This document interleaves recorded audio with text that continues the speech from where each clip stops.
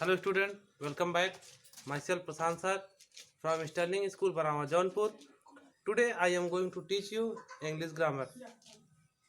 बच्चों, आज मैं आपको इंग्लिश ग्रामर के बारे में बताने जा रहा हूँ।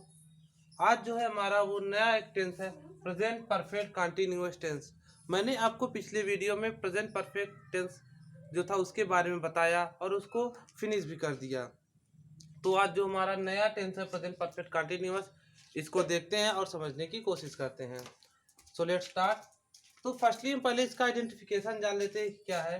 तो इसका आइडेंटिफिकेशन है, in the last of any Hindi sentence, रहा है, रही है, रहे हैं, with certain and uncertain time.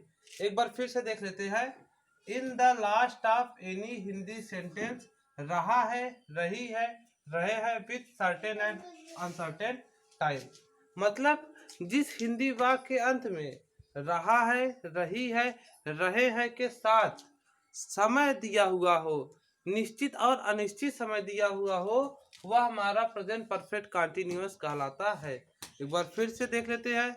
जिस हिंदी वाक्य के अंत में रहा है, रही है, रहे हैं के साथ निश्चित और अनिश्चित समय बताया गया हो, then we should understand that this sentence belong to present perfect continuous tense।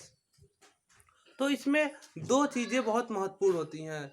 तो पहला होता है कि हम सिंस का प्रयोग कहाँ करेंगे और दूसरा है कि हम फॉर का प्रयोग कहाँ करेंगे। तो पॉइंट ऑफ टाइम के लिए हम सिंस का प्रयोग करेंगे। पॉइंट ऑफ टाइम मतलब होता है कि निश्चित समय, जो समय हमारा फिक्स हो, जैसे कि सुबह से, दोपहर से, 2 बजे से, 4 बजे से, कोई भी अगर मंथ का नेम आ जाए जैसे जुलाई से, अगस्त से, या कोई भी डेज हो जैसे संडे, मंडे, तो जो समय फिक्स होता है वह हमारा पॉइंट ऑफ टाइम होता है।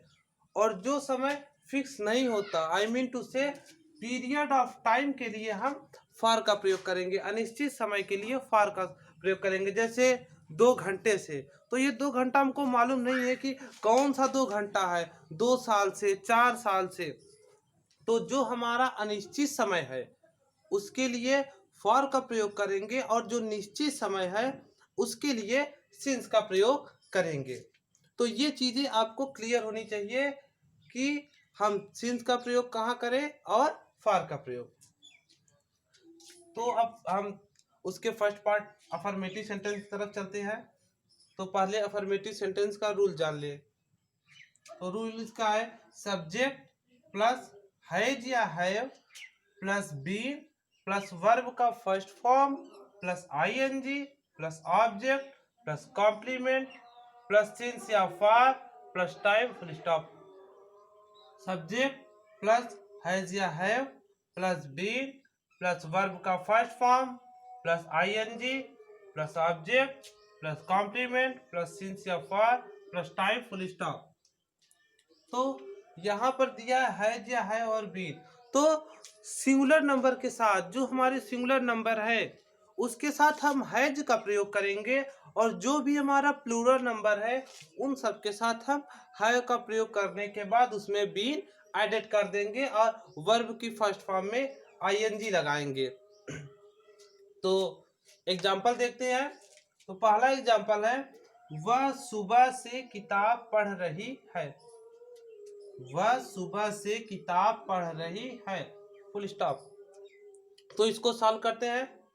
तो सबसे पहले सब्जेक्ट है हमारा, तो सब्जेक्ट देखते हैं। सब्जेक्ट हमारा वह, और यहाँ पर वह जो है रही है, मतलब एक लड़की है, फीमेल है, इसीलिए यहाँ पर सी हमारा सिंगुलर है। और अभी मैंने आपको बताया कि सिंगुलर के साथ हैज का प्रयोग करेंगे और उसमें been according to rule add कर देंगे।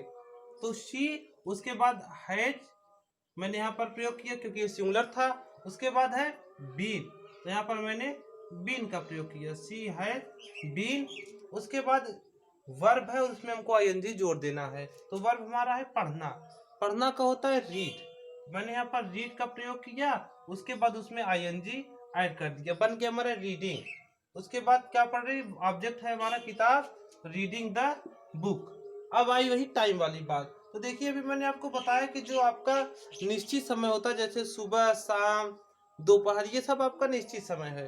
तो इसीलिए निश्चित समय के साथ हम सिंस का प्रयोग करेंगे, तो मैंने यहाँ पर सिंस लगाया और सुबह था मॉर्निंग फुल स्टॉप। तो इसका पूरा सेंटेंस जो है she has been reading the book since morning, मतलब वह सुबह से किताब पढ़ रही है।